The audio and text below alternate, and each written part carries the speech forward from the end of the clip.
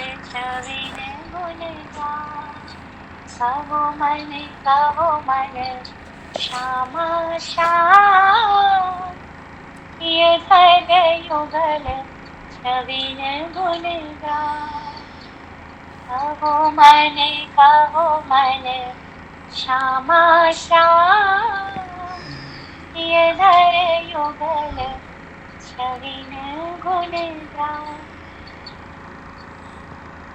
योगी शिव सरकार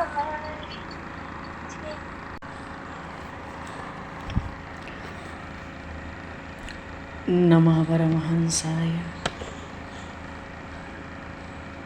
स्वादितचरणकमलचिन्मकरन्दाय भक्तजनमानसनिवासाय श्रीरामचन्द्राय नमः।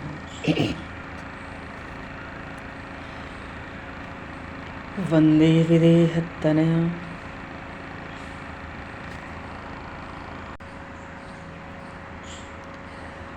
अनंत कोटि ब्रह्मांड नायक सर्वेश्वर पूर्ण परात्पर ब्रह्म असंख्य कल्याण गुणगण निलय भक्तवांक्षा कल्पतरु शरणागत वत्सल भक्त वत्सल दीनबंधु दया सिंधु भगवान श्री सीताराम जी महाराज की सीम कृपा करने से श्रीमान जी महाराज की परम पावन भावमय सन्निधि में महापुरुषों की भावमय उपस्थिति एवं आप सभी श्रद्धालु भक्तों ईश्वरों की मंगल सन्निधि में मानव जीवन का सर्वोत्कृष्ट फल भगवत गुरुवान भगवत स्मरण का आनंद से भगवान श्री कृष्ण के लीला चरित्र उनकी वाणी और आज योगिनी एकादशी के इस महान पुण्यतिथि पर सत्संग लाभ प्राप्त करने जा रहे हैं। सर्वप्रथम आप सभी भक्तजनों के श्री चरणों में भगवत भाव से सादर वंदन सादर नमन आप सभी को भी यथायोग्य। जय श्री राम जय जय श्री राधे हरि शरणम जय श्री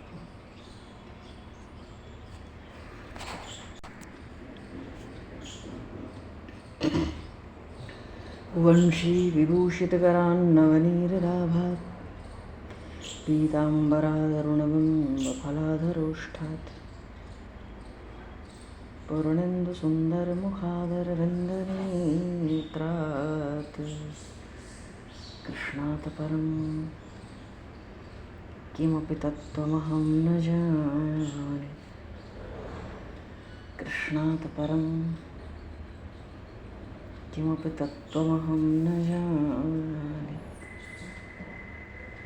हरिशरण। आज योगिनी एकादशी का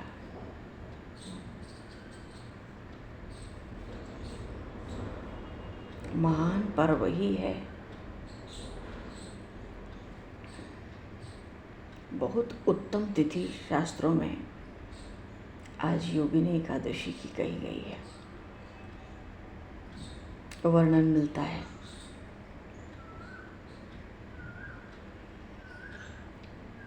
और आषाढ़ मास का कृष्ण पक्ष है। आज की एकादशी योगिनी है और इस एकादशी में पापों का नाश और पापों के लिए प्रायश्चित इसका स्थान विशेष बताया है। और हरिवासर है तो श्री हरि का ध्यान भजन कीर्तन करके जीव परमपद प्राप्त करता है। ऐसी परम पावन योगिनी एकादशी के महान पुण्यतिथि पे सभी श्रद्धालु भक्तों ईष्टों को खूब खूब बधाई है और शुभकामनाएं।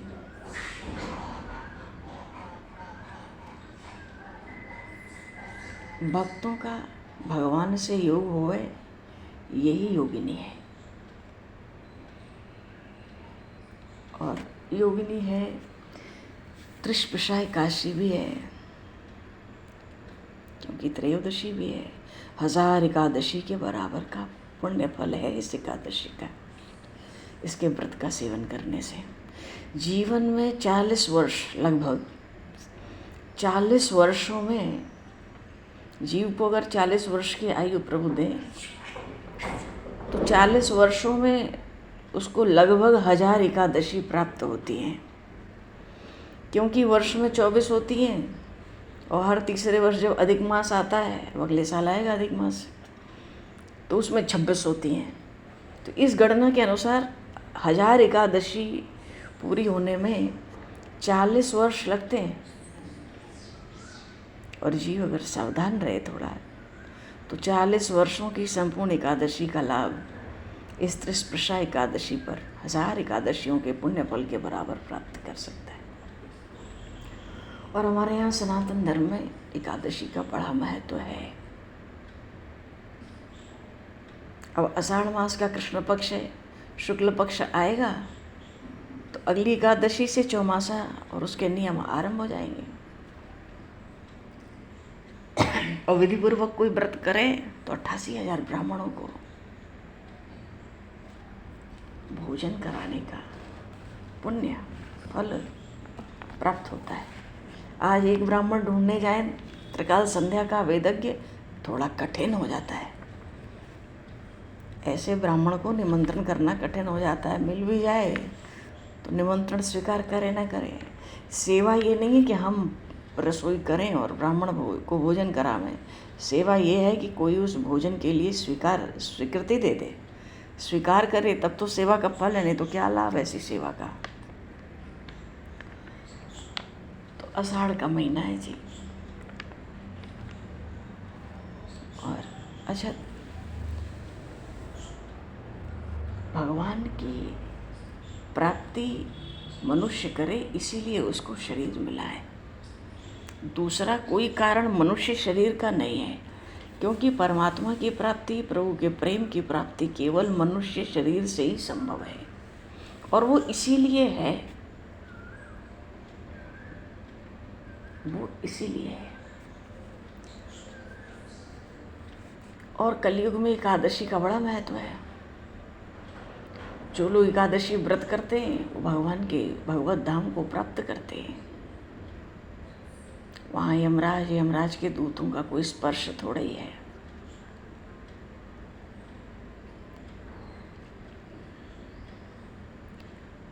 आज भगवान की 108 परिक्रमा का भी विधान है। ये जो विधान है हमारे शास्त्र पुराणों में, ये इसलिए हैं, अपने राम को तो यही मालूम पड़ता है कि प्रभु को इससे प्रसन्नता होती है। एकादशी पर जो जो करने से प्रभु को प्रसन्नता होती है, प्रभु ने उसका विधान वेद शास्त्रों में कर दिया। हमारे ऋषियों मुनियों ने प्रचार कर दिया। तो शास्त्रों में जो कहा गया है, शास्त्र सम्मत होने से, हमारा आचरण शास्त्र सम्मत होने से, इससे प्रभु को ही प्रसन्नता होती है।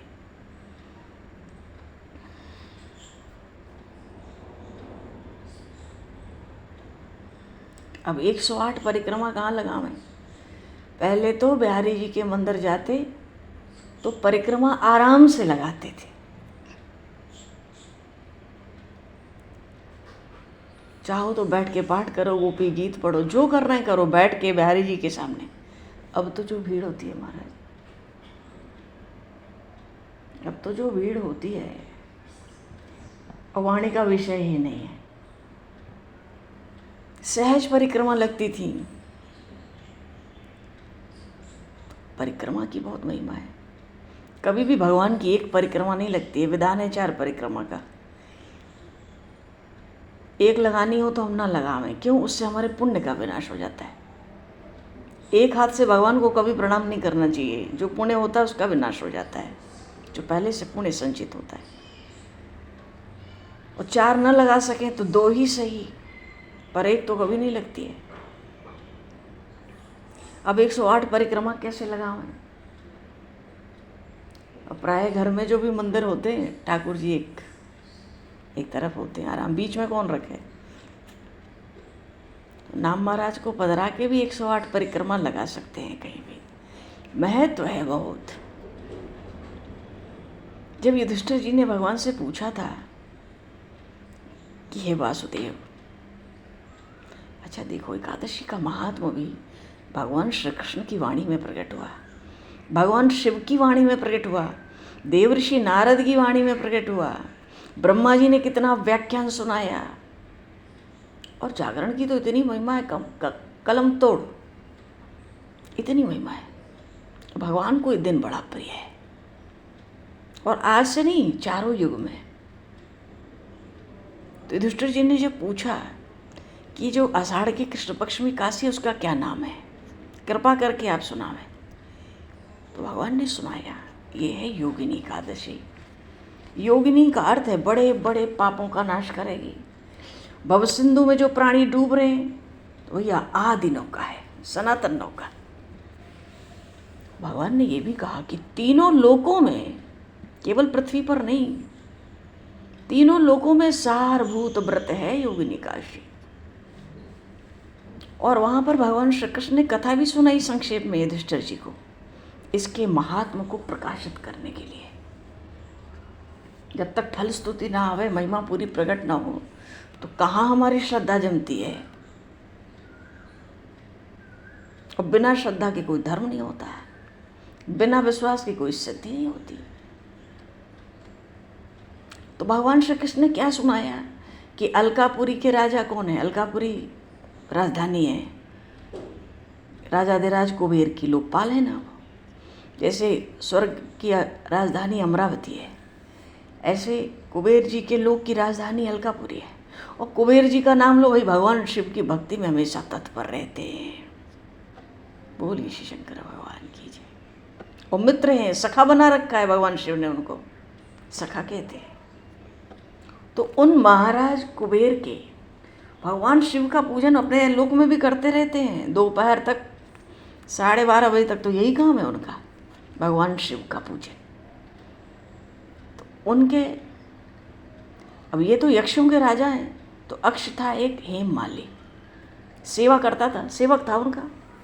तो क्या सेवा थी उस पर, पूजा के समय फूल लाता था भगवान शिव के अर्चन के लिए, फूल। और उस हेममाली जो अक्ष था ना, उसकी जो पत्नी थी, लिखा है उसका बड़ा सौंदर्य था, विशालाक्षी नाम था। तो वो जो यक्ष हेममाली था, उसी के काम पाश में आबद्ध रहता था, मानो पत्नी में आसक्त रहता था। तो कभी ऐसा हुआ कि मानसरोवर जाके फूल तो वो लाया शिव पूजन के लिए, अपने स्वामी कुबेर जी को देने के लिए, पूजा के समय फूल तो लाया, पर लाकर कुबेर जी को पहुंचा नहीं पाया, बीच में घर चला गया। पत्नी में ऐसे ही आसक्त रहता था, उसको समय का कोई भान नहीं रहा। कुबेर जी के भवन में नहीं जा सका, कामासक्त था ही। उन्होंने प्रतीक्षा की, भाई पूजन करते रहते जब फूल नहीं आया दोपहर तक, अब दोपहर हो रही है तो पूजा का समय तो गया। तो जब बीत गया तो ये तो यक्षराज है कुबेर जी, क्रोध हुआ, सेवकों से पूछा, यक्षों ये दुरात्मा हेममाली क्यों नहीं आ रहा है, पता लगाओ इस बात का। यक्षों को पहले से ही मानो पता था, या पता लगा लिया। कहते हैं कुबेर जी से, राजन वो तो अपनी पत्नी की कामना में आसक्त हो रहा है, अपने घर में ही अपनी इच्छा के अनुसार रमण कर रहा है। अब तो कुबेर जी क्रोध से भर गए, तुरंत बुलवाया उसको। अब उसको मालूम पड़ा देर हुई, अभी उसको चेतना हुई, उसको होश नहीं था समय का। अब तो उसके नेत्र में इतना भय व्याकुल हो गया। हेममाली आया, सामने खड़ा हुआ। कुबेर जी ने जैसे ही देखा, आंख तो क्रोध से लाल हो ही गई थी। बोले, तू पापी है, दुष्ट है, दुराचारी है, और तूने भगवान की अवहेलना की है, तो तू कोढ़ से युक्त हो जा, और तेरी जो पत्नी है उससे भी तू वियुक्त हो जा, और इस स्थान से भी तू भ्रष्ट हो जा। अब यहाँ रहना नहीं है, भ्रष्ट होकर इस स्थान से कहीं और चला जा। नीचे गिरिया कहते ही हृदय में तो महान दुख हुआ, कोढ़ों से शरीर जलने लगा तुरंत। पर भगवान शिव की पूजा का ऐसा प्रभाव, उसकी स्मरण शक्ति बनी हुई थी, उसको सब याद था। पाप से दबा हुआ था तो पूर्व कर्म को भी अपने याद करता था कि मैंने क्या पाप किया। इधर उधर घूमता। तो जो मेरु है, सुमेरुगिरी पर्वत, वहाँ पर उसके शिखर पर जब भटकता पहुँचा तो महर्षि मार्कंडेय, वो तपस्या के ही पुंज हैं, तपस्या की ही मूर्ति हैं, उनका दर्शन हुआ। दूर से चरणों में प्रणाम किया, क्यों शरीर को तो कोढ़ ने दबा रखा था पूरी तरह। महर्षि मार्कंडेय ने देखा भय से कांप रहा है। तो गीता जी में भी भगवान ने कहा महापुरुषों का लक्षण है सर्वभूत हिते रताः। तो परोपकार की इच्छा से पास बुलाया कि दूर से प्रणाम कर रहा है, डर रहा है, कांप रहा है, और बुलाकर कहे तुम्हें कोढ़ के रोग ने कैसे दबा लिया, तुम इतने अधिक निंदनीय क्यों मालूम पड़ते हो। उस यक्ष ने सब बात कही कि हे मुने, मैं कुबेर का अनुचर हूँ, मेरा नाम हेममाली है।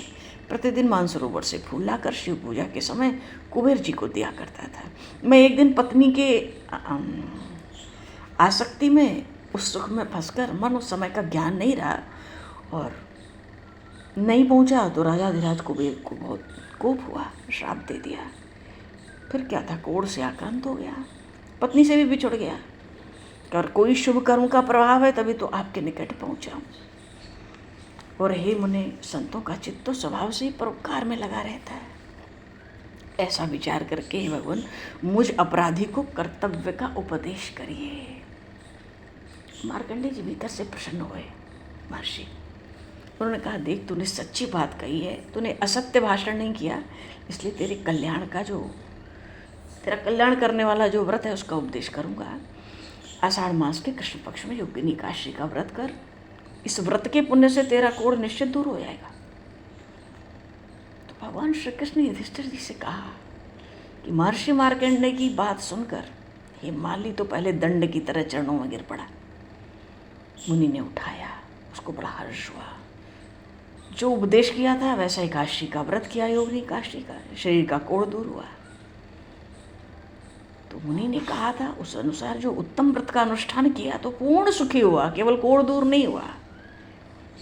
इसलिए कहते हैं कि जो 88,000 ब्राह्मणों को भोजन कराता है उसके समान फल उस मनुष्य को मिलता है जो एकादशी, योगिनी एकादशी का व्रत करता है। ये एकादशी महान पापों को शांत करती है, महान पुण्य फल देती है। और इसको पढ़ने सुनने से, कहने सुनने से मनुष्य सब पापों से मुक्त हो जाता है।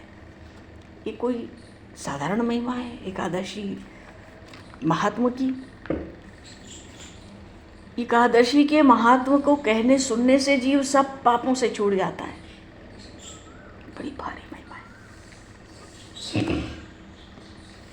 बोलिए श्री काशी महारानी की जय। तो रात्रि में पूजन तो होना चाहिए भगवान श्री लक्ष्मी नारायण का। अच्छा, परमात्मा के संबंध में जो लोग ये कहते हैं कि निर्गुण ब्रह्म से सगुण गौण है, वस्तुतः वो मूर्ख है।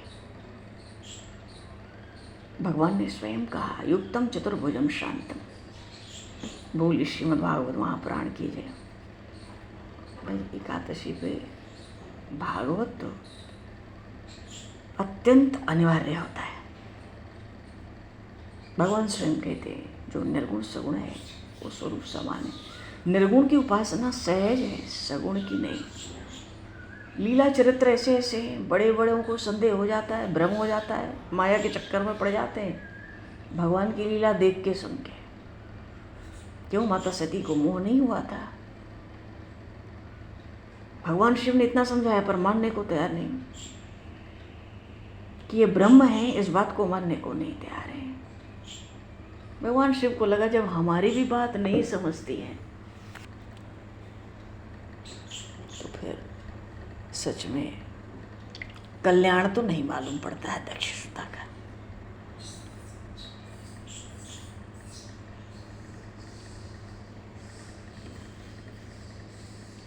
पर गई तो भगवान ने अपना प्रभाव, भगवान श्री राम ने फिर माया का भी प्रभाव दिखाया। कितनी बलवान है माया।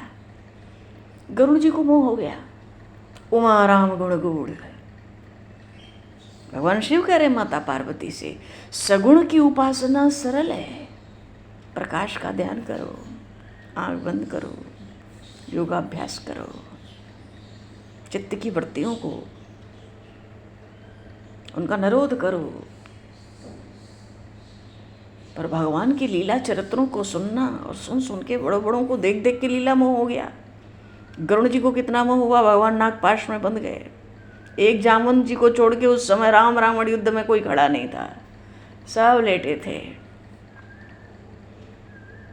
मोह हो गया गरुण जी। गरुण महाज्ञानी गुण राशि, हरिसेवक अति निकट निवासी।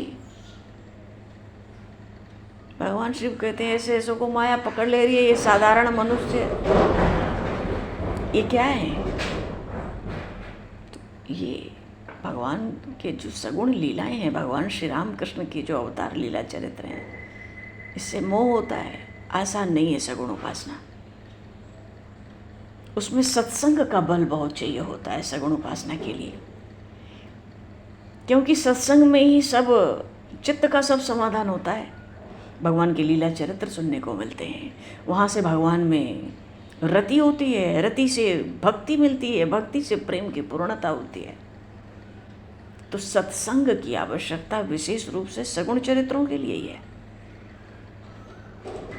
अब घी पिघला हुआ हो चाहे जमा हुआ हो,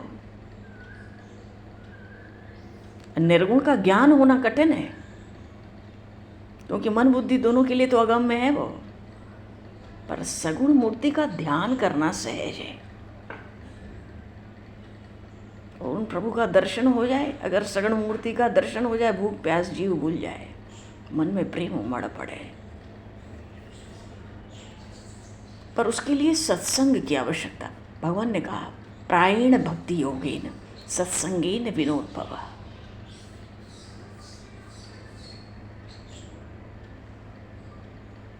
नोपायो विद्यते सग्रंग प्रायणम ही सतामहम।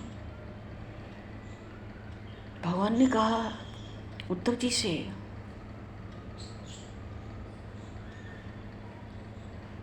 संसार सिंधु से पार होने के लिए और मेरी प्राप्ति के लिए दो मार्ग हैं, भक्ति का मार्ग और ज्ञान का मार्ग। जिसमें ज्ञान मार्ग कठिन है। कठिन क्यों है? चित्त की वृत्तियों का निरोध करना सहज थोड़ी है, सबके लिए नहीं है। प्राणायाम योगाभ्यास सबके लिए नहीं है। ज्ञान के मार्ग में इसलिए सबको अधिकार नहीं है, कर्म मार्ग में भी, कर्मकांड में भी सबको अधिकार नहीं है, पर भक्ति में सर्वाधिकार।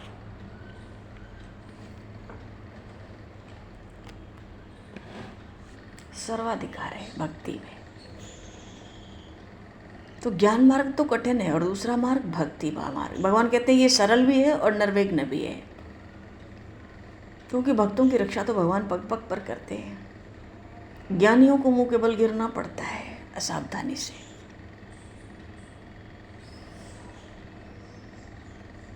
पर भक्ति मार्ग की प्राप्ति सत्संग से ही होती है। ये भगवान ने कहा उद्धव जी से, इस बात को तुम बिल्कुल निश्चित समझना कि भक्ति के मार्ग की प्राप्ति सत्संग से होती है। क्योंकि संत और भगवान कहते हैं मैं भिन्न थोड़ी हूँ संत से। तुम मुझे प्राण की तरह परम प्रिय, तुम मेरे मित्र हो, तुम मेरे सखा भी हो, तुम मेरे अनन्य भक्त भी हो। इसलिए तुम्हें गुप्त से गुप्त सार बात मैंने बतलाई है कि भक्ति का मार्ग सरल सहज है, पर उसकी प्राप्ति बिनु सत्संग न पावनि प्राणी, प्रभु श्री राम कहते हैं। श्रीमद् भागवत में भगवान ने उच्चारण किया, न रोधयति माम योगो न सांख्यम धर्मयोगो च न स्वाध्यायस्तपस्त्यागो निष्ठापूर्तम न दक्षिणा व्रतानि यज्ञश्चिन्दांसि तीर्थानि नियमायमा यथा वरुन्धे सत्संगः सर्वसंगापहो हिमा। भगवान ने स्वयं कहा कि भैया अष्टांग योग है। क्या होता है अष्टांग योग? यम, नियम, आसन, प्राणायाम, प्रत्याहार, ध्यान, धारणा, समाधि। प्रकृति पुरुष का उसमें कितना विवेक, सांख्य योग, अहिंसा आदि के कितने धर्म, वेदों का अध्ययन, तप, यज्ञ, दान, व्रत, तीर्थ, हरे राम, ये सब साधन भी बिना सत्संग के मुझे वश करने में समर्थ नहीं है, ये भगवान ने कहा।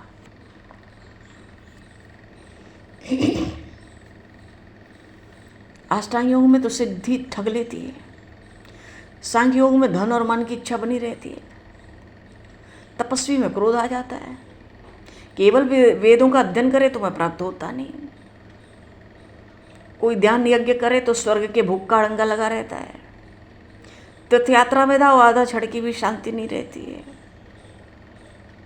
पर हाँ, साधु के उपदेश से सब सिद्धियां प्राप्त होती हैं। इसलिए मुझे प्राप्त करने का सत्संग के समान सरल दूसरा कोई साधन नहीं है।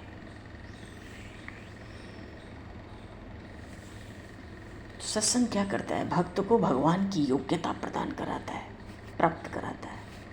और ऐसे सत्संग की बड़ी भारी महिमा कही है।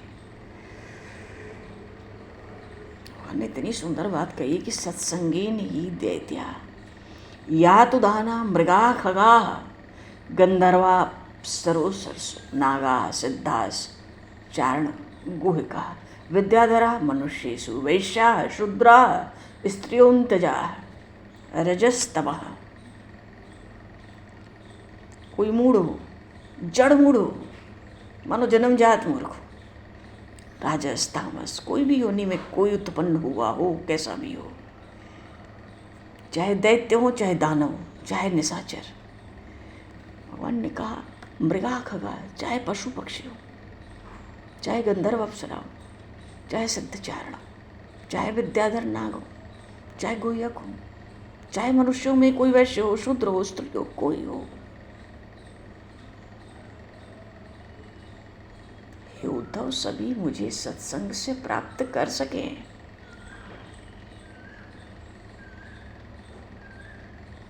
कोई चांडाल हो, कोई अंत्यज जाति का हो, भगवान कह रहे हैं सत्संग करके मेरी प्राप्ति होने से देवताओं के लिए भी पूजनीय हो जाता है। संतों की ऐसी आश्चर्यजनक कीर्ति है। जो निंदनीय होता है सत्संग से वो पीछे बंदनीय हो जाता है। उद्धव, ये सत्संग अनंत सुख की प्राप्ति कराएगा। दैत्य दानव सब तर गए, इतना ही नहीं, युग युग में बहुत अन्य बहुतों का उद्धार हुआ है। और वहां पर भगवान श्री कृष्ण ने कहा सुग्रीवो हनुमान ऋक्षो गृजो गृद्धो वाणिक्य पथ व्याधः कुब्जा व्रजे यो गोप्यो यज्ञ पत्न्यस्तथा परे। बहुतों का नाम लिया, वृषपर्वा, बलिर्वाणो, मयश्चात, विभीषणा, बहुतों का नाम लिया भगवान ने। वृत्तासुर ने इंद्र के साथ युद्ध किया, वेदों में भी वर्णन मिलता है, पर युद्ध तो किया, विषम भाव नहीं रखा। भगवान ने कहा मेरा पद प्राप्त कर लिया। भक्त शिरोमणि प्रहलाद जी दैत्य थे, नारद जी की बात सुने, सुनकर गर्भ में ही भगवान का चरण स्पर्श कर लिया। महापराक्रमी वृषपर्वा दैत्य भी मेरे पद में लीन हो गया। और राजा बलि क्या, बटुक रूप धारण करके मैं भिक्षा मांगने गया, वहां जाके मैंने बलि से कपट किया, पर उसने मुझे ही छल लिया।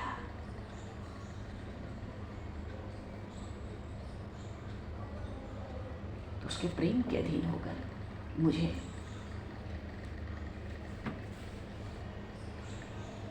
उसका द्वारपाल बनना पड़ा। और उसी बलि का पुत्र बाणासुर भगवान शंकर से वरदान लेके अतिशय मतवाला हो गया था। मेरे पुत्र के पुत्र मानो अनिरुद्ध का उसने हरण कर लिया कृष्णावतार में।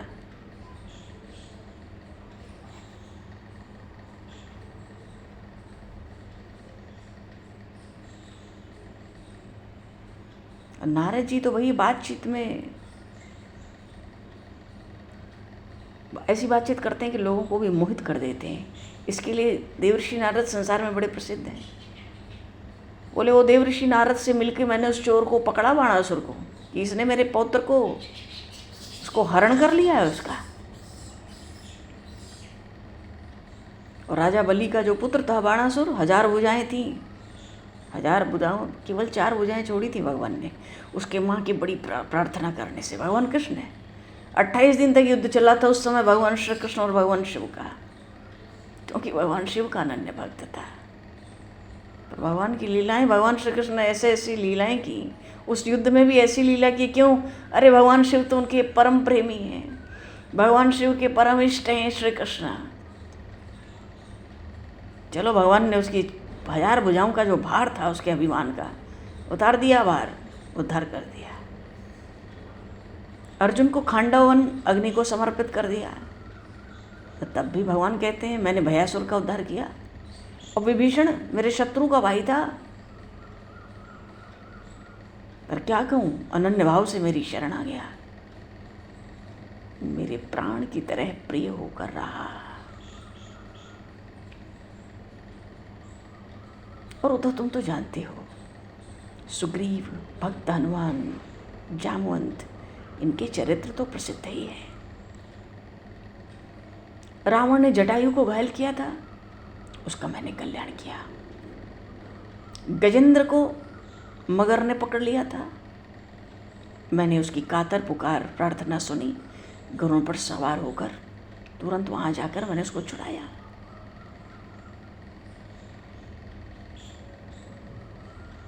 सत्यवक्ता और ग्राहकों को ठीक ठीक तौलकर सौदा बेचने वाला जो तुलाधार नाम का बनिया था, उसने सत्यव्रत का पालन करके मुझे प्राप्त कर लिया।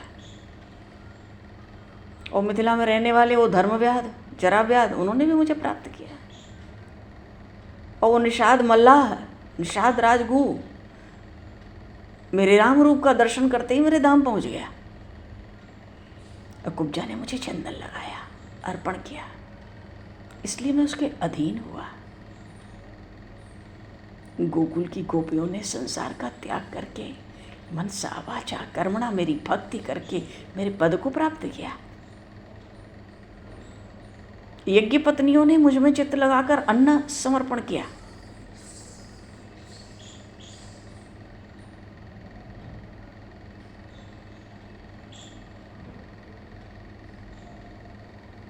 भगवान कहते हैं गोपियों का मेरे ऊपर अत्यंत प्रेम देखकर कितनी ही स्त्रियों ने, नारियों ने मेरे प्रति दृढ़ प्रेम भक्ति की, अन्न मुझे अर्पण करती रही और मुझे प्राप्त करती रही।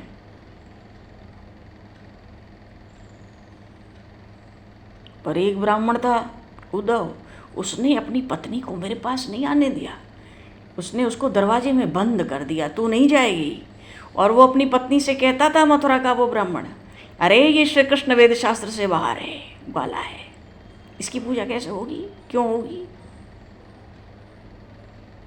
पर उसकी पत्नी का मन व्याकुल हो गया, क्योंकि उसके पति ने उस पर प्रतिबंध लगा दिया।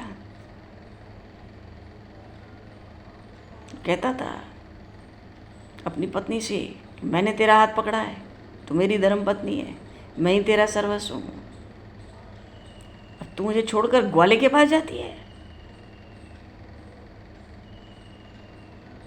पत्नी ने उसको उत्तर दिया था, तूने हाथ पकड़ा है तो मेरे देह का ही तो स्वामी है, इस देह को तेरे पास रखती हूँ। ऐसा कहकर उस ब्राह्मण की पत्नी ने अपने प्राणों को, भगवान कह रहे हैं उद्धव, मुझ में लीन करके मुझे प्राप्त कर लिया और उसको तुरंत सायुज्य मुक्ति प्राप्त हुई।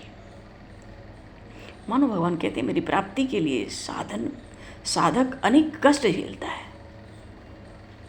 पर गोपियों ने उन कष्टों को नहीं झेला, अनायास मुझे प्राप्त किया।